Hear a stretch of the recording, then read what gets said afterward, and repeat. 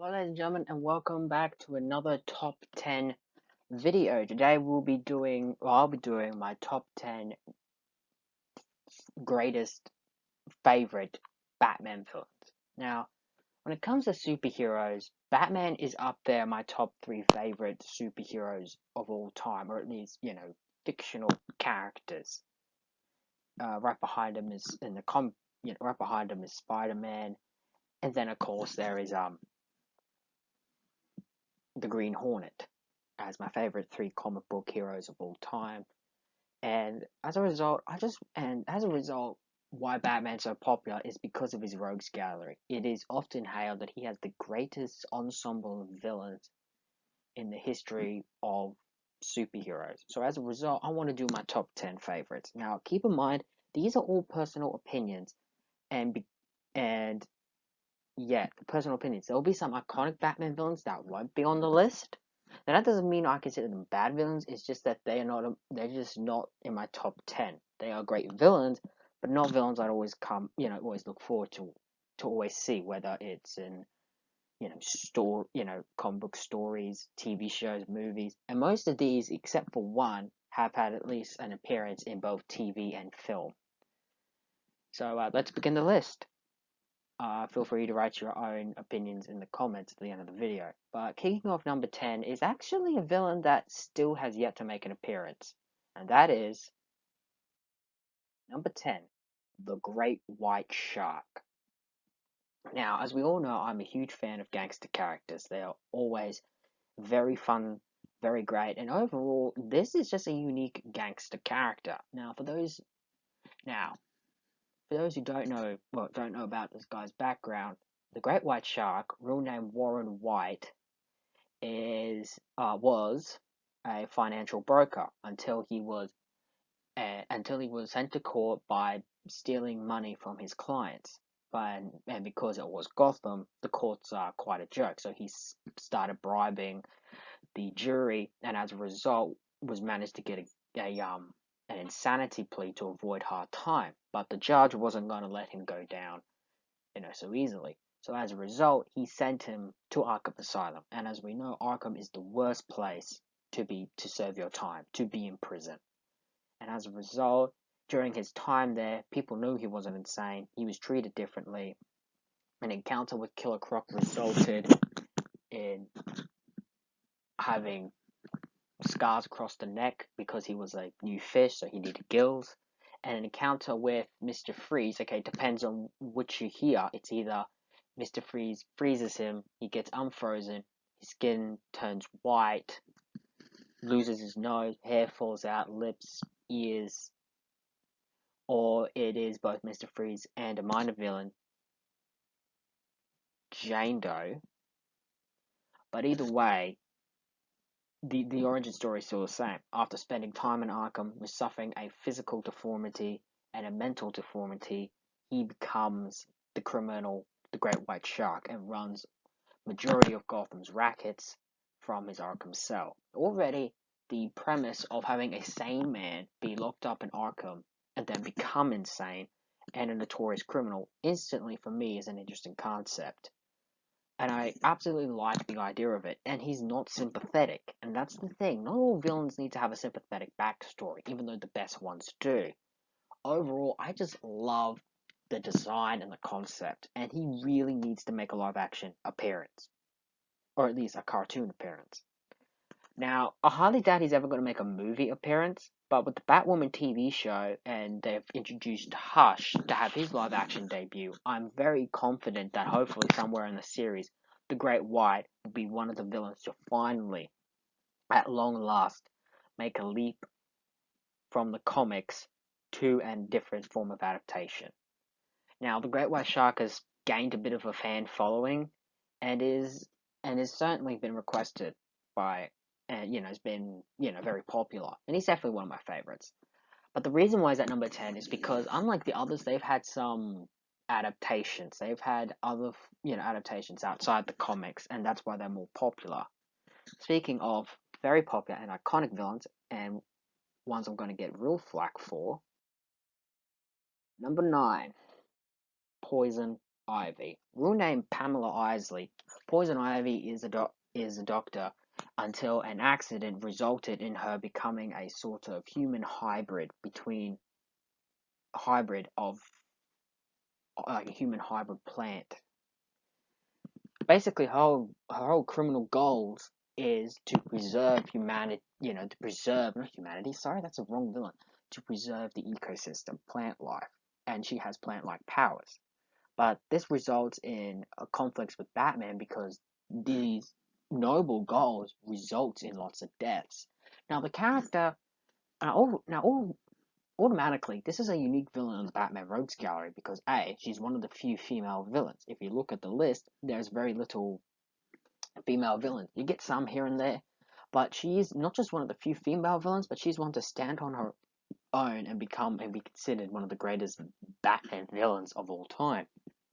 And her look is also very catching to many readers. Another thing I've also loved about the character is not just her motive, but the fact that, her backstory, how she hates men because of like how they treated her, and she, an experiment resulted in her becoming this, and she's slowly losing her humanity and becoming more closer to the plant life. Again, she's just really fantastic, and she's had a lot of adaptations. She's appeared in lots of cartoons, like the Batman animated series, which for cartoon, that's the best version to go. She's also appeared in the Arkham series, and of course, she has some live action adaptations. Although her involvement in Batman Robin with Uma Thurman is questionable, I really did love what they did with her in Gotham. She was shown as this little kid in the first few seasons. Then come season 3, she's now an adult and is definitely different, not fully confident yet. Then come the third appearance, she's more villainous. She's become more of this, really confident, really cares about plant life, not all about humans, and is slowly detaching herself from humans. So again, she's a very fun, interesting character. And yeah, so the reason why she's this low is just because, well, it's not that she makes a top 10 because she's a great villain, but she's at number 9 because I just like these guys, other villains, more. And yes, the rest are guys. I'm not trying to be sexist here. It's just because I grew up more on these villains than I did with the rest. But Poison Ivy is still an interesting character. And part of me is also here because I haven't seen a live action adaptation that really blew me away. And yeah, so that's why she makes the number 9 spot. Number 8, the Black Mask. Now this is a villain I absolutely adore and is one of my favorite gangsters in all of comic books. One day I'll do a top 10 comic book gangster video because no one else seems to want to do that. Overall, what can you say about the Black Mask? Now, he's not iconic. Poison Ivy is iconic. The Black Mask and the Great White Shark are part of the B-level villains. They're sort of reoccurring and they're fun to pop up. They're not at the bottom of the barrel considered losers, but they are at the middle. And yeah, and of course, he's made some live action debuts. And like the proper Roman Sionis version finally made it in Birds of Prey. Now that film was fun, and I absolutely believe that Ian McGregor did a magnificent job in portraying him, but also giving a very different backstory. One day I'll do a review on that performance. And yeah, so now there's been 2 Black Masks in comics. There's been Roman Sionis and there's been Jeremiah Arkham. And we can all agree Roman Sionis is the popular and, for me, the far superior version. Roman Sionis was born into a wealthy family who cared more about their image and status rather than raising their family. As a result, he grew up with believing everyone was just simply wearing a mask and grew a dislike for Bruce Wayne and basically that society. He then ended up collecting masks as it became a hobby, later obsession. Eventually, one day, after being told what he could and could not do for too long, Roman killed his parents, took over their family's company, but ended up running it into the ground. What ended up happening, after that, Wayne ended up buying him out, and he could no longer run the company. Lost everything.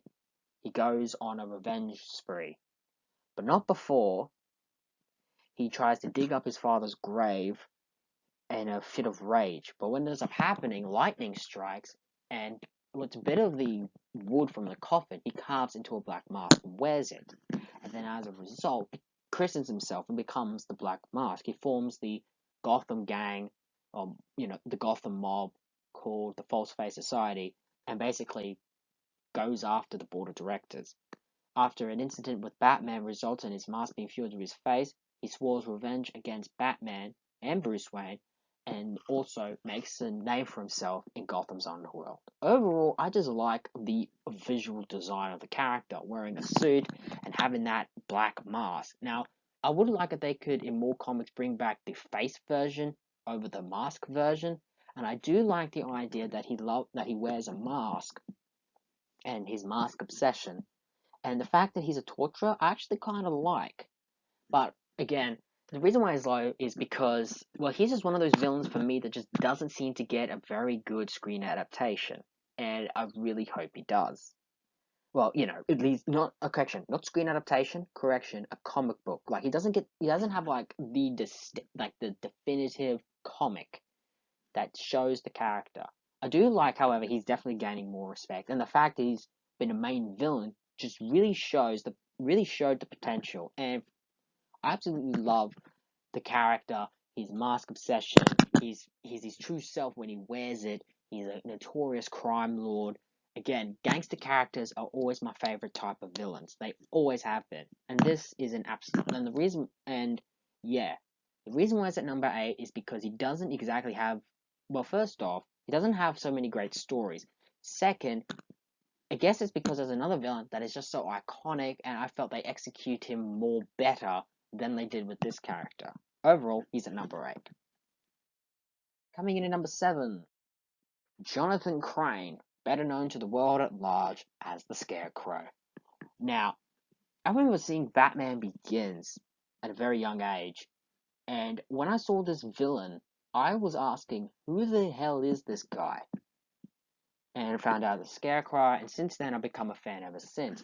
Now, the Scarecrow, real name Jonathan Crane, was a professor at Gotham University, had a very poor upbringing, often treated as he was this nerd in school, always picked on, and basically had fear all his life. After eventually losing his job at Gotham University, he becomes the Scarecrow. And basically, his mission in life is to spread fear. Now, the reason why is, now you can do it in many ways. He's a professor and he's experimenting. This is his way of life, but he's doing it in a criminal way. He's also getting back at those who treated him poorly as a kid, because again, fear ruled his life. So this is a way of him controlling his fear, spreading it, and rebelling and spreading it, and finally him being the one to spread fear and not have fear control him. That is an interesting concept. Also, the visual design.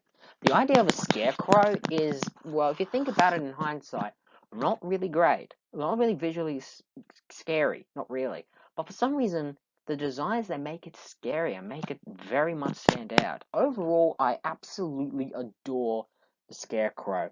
And for me, he's been in comics for so long. He's been a part of so many iconic. Well, not really, he's definitely a supporting character in many ways, and he's definitely been used as a plot device because he spreads fear, and when he does, and especially with Batman, you get the whole he's seeing his parents and all that shenanigan. But that's the problem. He's often treated as a side character and a side plot character. He spreads fear for the enjoyment of it. But also, I really feel that out of all media, the Scarecrow really worked well in video games, especially in the Arkham series, worked really well and showed arguably his most terrifying version yet. Overall, the reasons why he's at number 7 is because I just feel they They use him too much of a plot device and don't really flesh him out as much. So yeah, that's why I said number 7. He's definitely an iconic villain. I've always had a huge soft spot for him. I love the concept, the backstory, and the visual design. But overall, I just feel that he's just used too much as a plot device and doesn't get enough time to actually have a story dedicated to really flesh out more of the character a bit. I mean, he has been fleshed out, but we need more of that. Now, he had, of course, numerous adaptations. He's been in Gotham. In fact, one of the things I liked about Gotham was the character was slowly evolving, especially in costume, which I felt was definitely close to the Scarecrow. I mean, he's always evolving. That's how Scarecrow should be. Coming in at number 6 is the Mad Hatter, real name Jervis Tetch. This alias, his criminal alias, is deliberately taken from the Mad Hatter from the Wonderland stories. Jervis Tetch, aka the Mad Hatter, is a scientist who has the ability to use mind control and has a absolute obsession with the Wonderland story, including finding his atlas. Overall, I really find the concept interesting. How taking one of the most an iconic character from a child's story and turning it into a villain you think is weird and stupid or wouldn't work, but it does. Now, the Mad Hatter has been around since the late 1940s, and there's been 2 versions. There's been the Wonderland Obsessed, which is the now more commonly known one. During the Silver Age, and an early bit of the Bronze Age, there was the imposter Mad Hatter, whose also name was Jervis Tetch. Bit convoluted, but basically that version of the Mad Hatter was obsessed with stealing hats and Batman's cowl. Now, I absolutely do love that version. I can't deny that the Wonderland, it just seemed to stick and work far better. Overall, the Mad Hatter is just a minor villain in the Rogues. He's a minor villain in the Rogues Gallery, but he has so much character and personality, he manages to stand out. And he has been, of course, been portrayed numerous times in video games, cartoons, and of course made the leap to live action in the Gotham TV show, which I actually love that portrayal of the character. Overall, the character is someone you could also be sympathetic to. He's a villain who only wants love, and he's a villain that is pretty much his whole life has been unrequited love, and that's why I kind of feel sorry, because I know exactly what that's like to love someone but have them not love you back. So that has always been something I've always felt very sorry for when it came to the Mad Hatter. And then of course, he is a villain, and he does some unquestionable things that makes you no longer feel sympathy towards him in some incarnations, such as the fact in some stories he's a pedophile. What? Yes, that was my exact reaction. I didn't like that idea. I mean, for a darker version, okay, yes, that would work. But for a lighter incarnation, not so much. Overall, number 6, the Mad Hatter. Coming in at number 5 is arguably one of Gotham's most unique mob bosses is the ventriloquist and Scarface. Already with having a gangster character that is an old man that controls a ventriloquist dummy that literally talks and looks like a 1920s gangster, already is an interesting visual design. The ventriloquist's real name is Arnold Wesker, and if you want to know the dummy's real name, in most incarnations, Woody. Now, the ventriloquist, Arnold Wesker, basically is this old man who has the ability to perform ventriloquism. The character suffers from a unique split personality disorder where his more evil side, his darker persona, communicates through this dummy. Now, the dummy has the ability to be now it doesn't have any mystical abilities, although it's been hinted if the dummy is actually alive. Personally, I just prefer the more psychological thing. Now, because of that, the dummy is able to be arguably the more stronger side of Wesker's personality, and the dummy is verbally abusive, hits him, but is also very smart and intelligent, and runs one of Gotham's most notorious mobs. Automatically, the relationship between the two is very interesting and has definitely been explored quite well in comics, and especially in television, when you have these two come to, be a part of any project. You always feel sorry for Wesker because he's being so verbally abused. He's this meek man who all he wants to do is just live his life. But the problem is, this dummy abuses him non-stop and calls him dummy, and it's always questioned who is the real dummy. The ventriloquist or Scarface, introduced in, I believe it was the late 80s or maybe 90s. The ventriloquist was always a very fascinating character with me, and the visual is pretty interesting. I do like how Batman villains can sometimes be stupid, and, well, at least have a weird gimmick or something that's like silly, I should say, not stupid, silly, but they manage to make it work and even sometimes turn it dark. The ventriloquist was just something that stood out to me. Plus, he's a gangster character, so that's always been a plus in my book. Also, he's had some adaptations over the years. The animated series has done a remarkable job with him, and I also liked when even though technically he did become the proper ventriloquist in just one episode of Gotham, I really feel that was, despite how short it was, with him to finally become that character, he had finally become the ventriloquist, and is absolutely accurate to how I imagine it. Now, there has been other people to take on the ventriloquist mantle over the years. Peyton Riley, and honestly, this one from the New 52, which honestly name escapes me. Overall, this is the version of the ventriloquist I personally put on. He is the best version, and in my opinion, the superior version. And he's a villain that you laugh at, you feel sympathy for, and sometimes scares you. Overall, the fact that this is just so great of a character, and I do hope with Batwoman they do use this character. Now, why do I want to be used in Batwoman? Well, there ain't going to be no live-action Batman show for years to come, but this will be with Batwoman, they can use the opportunity to use some of these characters to adapt to their show. I absolutely love this character, and I really wish he gets his another live action treatment. He's had cameos, he's been appeared in cartoons, he's been referenced in the Arkham games. This guy just needs another live action debut. Coming in number 5. Just saying, I'm going to get a lot of flack for this, but number 5, the Joker. Already I'm hearing people kill this guy. What on earth were you thinking? Well, hear me out. The Joker is Batman's arch nemesis. Yes, he is the most iconic comic book character in history. Check. But does that necessarily make him my number 1? No. Now, I will admit, the Clown Prince of Crime, the Joker, is such a fascinating character. Visually, he is stunning. The clown get-up and turning arguably a silly concept, a clown, and make it scary. Arguably the first one in fiction to do so. And he's been betrayed numerous times by the late, great Heath Ledger, by the most underrated actor in history, Joaquin Phoenix, and after doing that performance, he's finally got some recognition as a fantastic actor. Jack Nicholson, great. He's been voiced by many iconic voice artists like Mark Hamill, Troy Baker, Joe DiMaggio. I think that's his name. He's been portrayed so many times. He's a media. The character is so visually stunning. His backstory, we don't know. That's the scary bit. We don't know where he comes from, how he became like this. Sure, Elseworlds can do a bunch of stories, and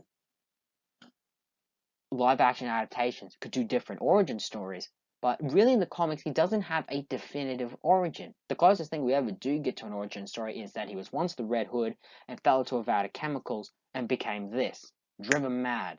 He's had iconic stories. He is Batman's arch nemesis. But the reason why I put him at number 4 is these 3 villains were at one point my favorite number 1 villain. And the Joker, well, he's too out there. He is way too out there now. He is no longer, in my opinion, fantastic.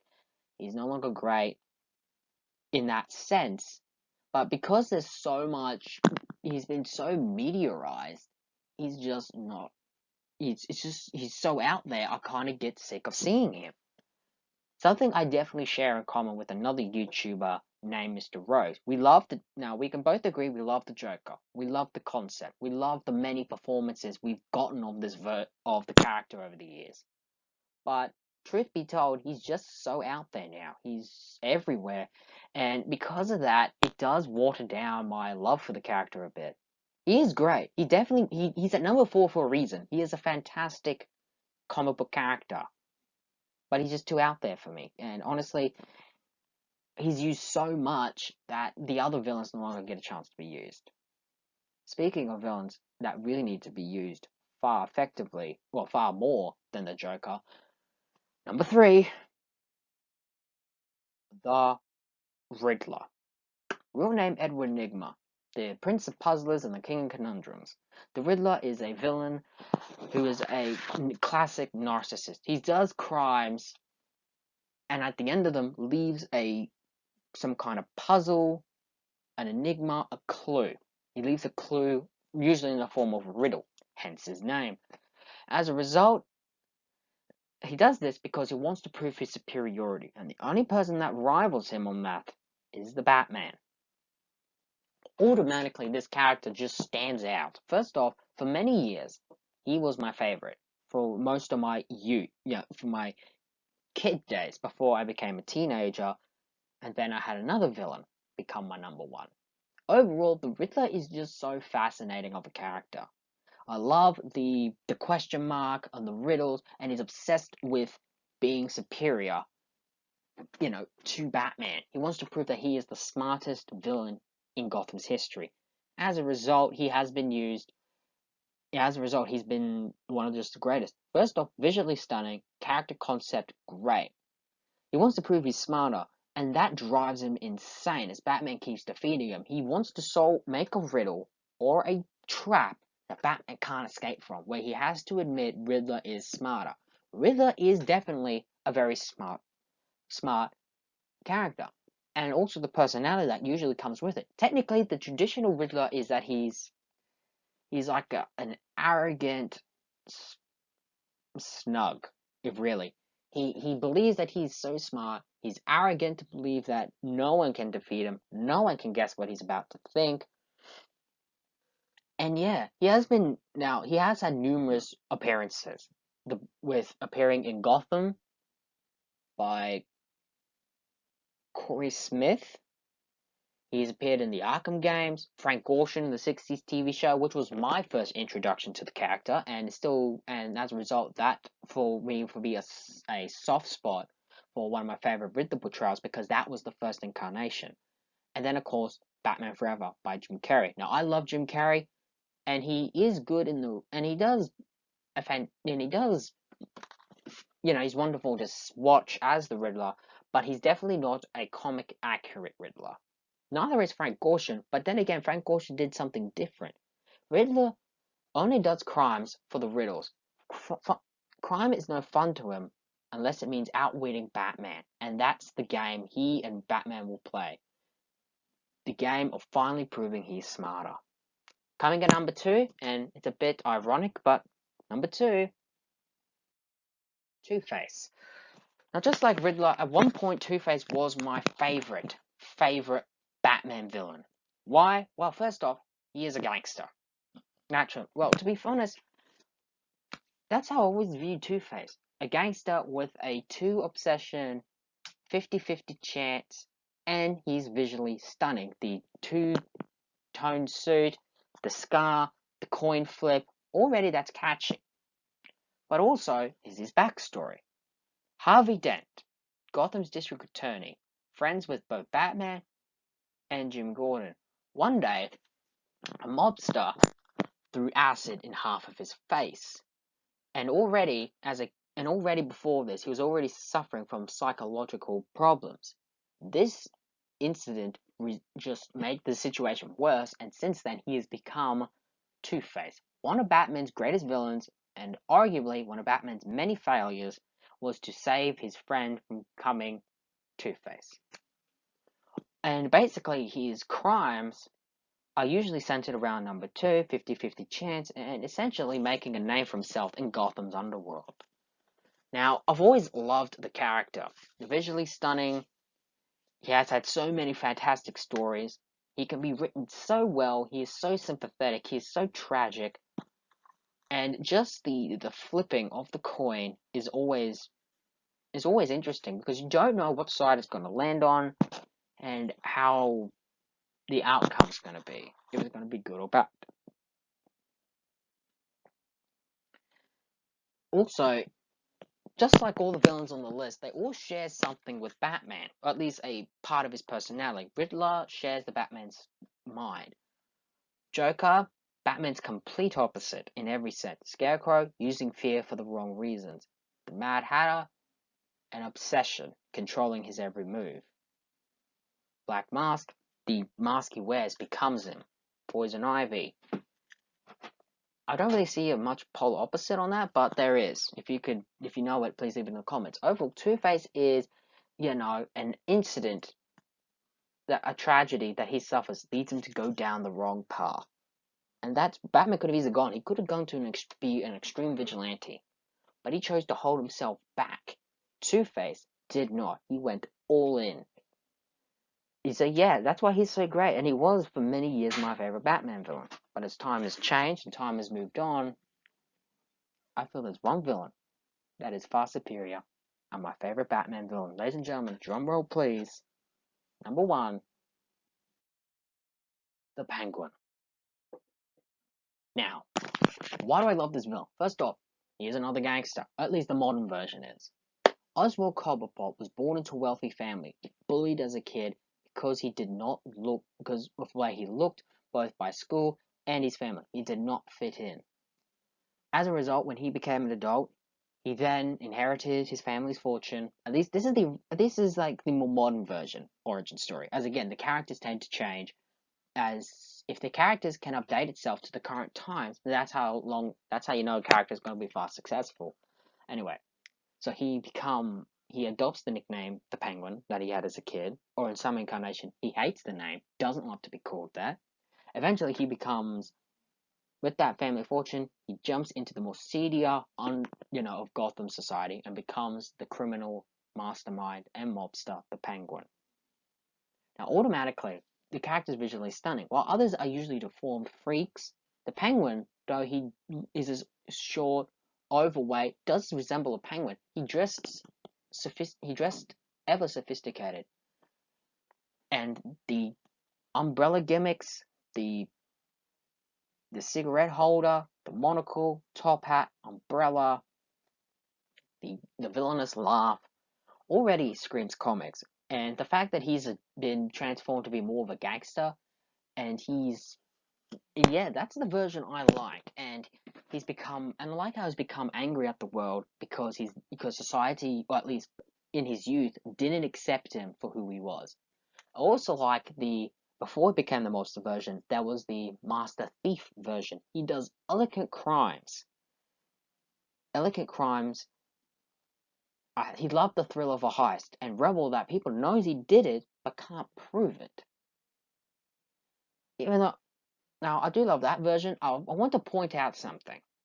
Committing a crime and rebel for doing it, that, I don't know, but that kind of gives me a little bit of a vibe with the Riddler. I mean, think about it. Committing a crime, everyone knows you did it, but can't. The only difference is with Riddler, we know he did it, and you know that because he leaves his clue, so that's easier to pin on him. With Penguin, not so much. You can know he did it, but you can't prove it. He's definitely smart. He's definitely sophisticated. He's absolutely brilliant. And overall, the Penguin was just always a villain I always admired, but he was never number 1. Now, why is he number 1 all of a sudden? Well, the 2 particular portrayals. Now, to say, I always grew up with the Burgess Meredith Danny DeVito version as a kid. But in my teenage years, there were 2 versions I come to adore the most. First off, Robin Lord Taylor in Gotham. Definitely a breakout character, and definitely for me revolutionized the character. In fact, in comics,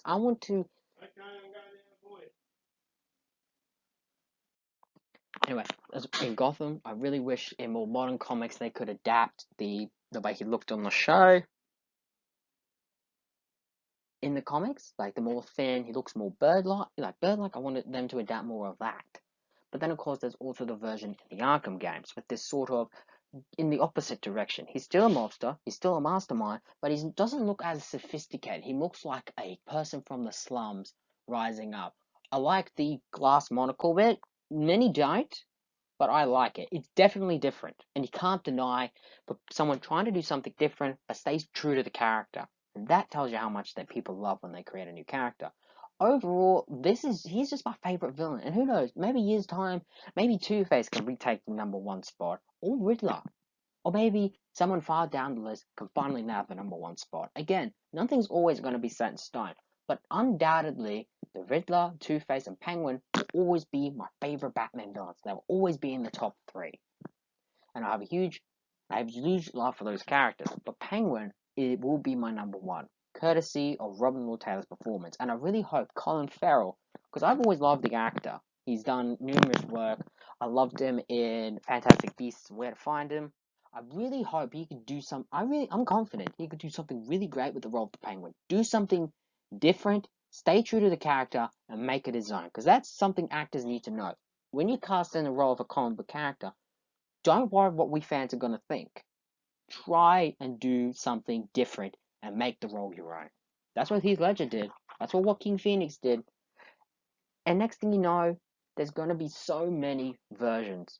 And next thing you know, you might even become the next huge comic book character if you rely on making the role your own and just block out all the negativity. That is so. If Colin, if you somehow found this video, that is my advice. Just block it out.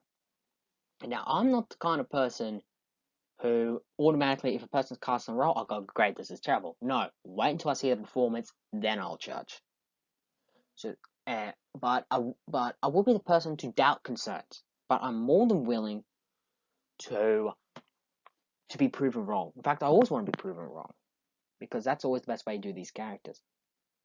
And that's it. That is the end of my top 10 Batman villains. I hope you enjoyed the list. Feel free to write your own opinions in the comments on what is your favorite Batman villain. Join me next time as we do my top 10 Spider-Man villains. I really hope to do that as it's really fun. As honestly, Spider-Man, along with Batman, are two of the greatest comic book characters. And I'm really absolutely can't wait to do this. I'm absolutely excited to do the video.